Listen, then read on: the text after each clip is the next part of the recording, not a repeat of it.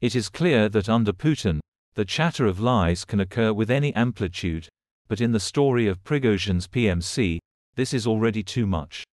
After the hybrid rebellion, Surovikin sits, 13 more generals sit, but not the leader of the rebels. Worse than that, Putin is confusing his tracks by spinning one lie after another. Either he says that the state was the main donor of the ZEK PMC, or he broadcasts that this campaign did not legally exist at all.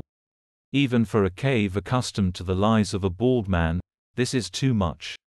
Gerasimov's strong-willed decision to dismiss the commander of the 58th Army, Major General Popov, can start the process of growing discontent among the troops. The supply is really bad.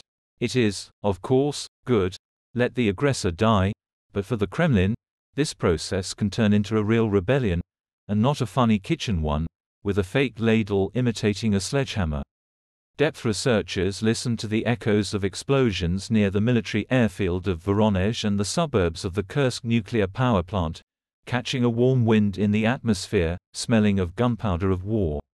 And they are also looking at the expanding borders of NATO, against which this whole adventure with the war was started.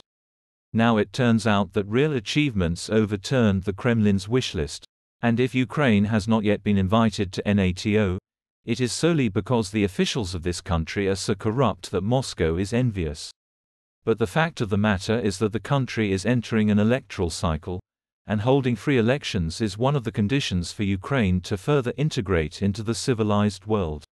So the power in Kyiv will most likely change in the spring of 2024, and the process of joining NATO will catch a fresh stream. Not immediately, but in the future, when electoral passions subside in the US and other countries. Everyone in the Kremlin understands this, and they are playing to prolong the war in order to bargain for themselves a kind of hybrid of victory, which can be sold to cavemen without convoys as a great achievement. It is clear that Putin is forever, as long as he is alive and at large. He does not even dare to go to the BRICS summit, because he is afraid of a coup. What if the generals come to an agreement with the schemers and there will be nowhere for the great bald man to return from Johannesburg? And in general, what if this is an intercontinental super-operation to neutralize the great geostrategist? Here they will arrest him, behead the Kremlin, and Mishustin will enter there according to the constitution. And Putin knows his lackeys.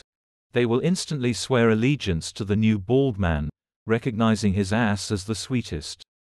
And this one, for the sake of lifting sanctions, will give up Crimea, and withdraw troops from Ukraine, and release hostages from prisons. So the driven rat rushes about, drawing red-brown lines on the ceiling of the bunker. The main thing that Putin relies on is meat that will lay down with bones, die on the fronts, but slow down the offensive of the armed forces of Ukraine. U.S. Defense Intelligence Agency spokesman John Kirchhofer was forced to admit that military action on both sides had reached a dead end. In his opinion, providing more powerful weapons to Kyiv, including cluster bombs and long-range Storm Shadow missiles, will not fundamentally change the course of the war. None of them, unfortunately, is the holy grail that the Ukrainians are looking for and that will allow him to break through, Kirchhofer noted and added. One of the things that the Russian leadership believes is that they can survive the support West. And it is true. Ukraine, like air, needs some powerful blow that would knock out the dictator. Until now, the tactics of long and tedious winding the enemy's guts around Putin's fist have worked flawlessly. But the very realization that the endless Putin, with all his deadening charms, is once again looming on the political horizon, even pushes the system into action. It will not survive the next 6 years with this giant of geopolitics, but these years will create a 100% reserve for disintegration. Even the rotten blood of the system needs at least some renewal. Chaos in the lower echelons of the rashist army and growing discontent could play into the hands of Ukraine, which this summer has a unique chance to deal Putin a death blow to the Crimean Peninsula, where Khashchev's egg is buried. They will take the Crimea and then no one will give even a drunken Medvedev spit for Putin's head. The system is overcome by fatigue of the material, from bottom to top. On the one hand, the leader orders to wind the guts further, Quietly, on the other hand, he is really fed up with the whole world, and even his accomplices. Stagnation and inflation with sanctions losses drain the cave. This is not the USSR with its uncompetitive, but production. Here everything flies into tartar to the loud fanfare of total lies and the leader's constant demands to present new achievements. On Thursday, the scraps of the frightened scientific community demanded to make a breakthrough in the field of technology. Who will carry it out? Based on what? Even the illogical nature of the cave encourages the solution of the Putin problem.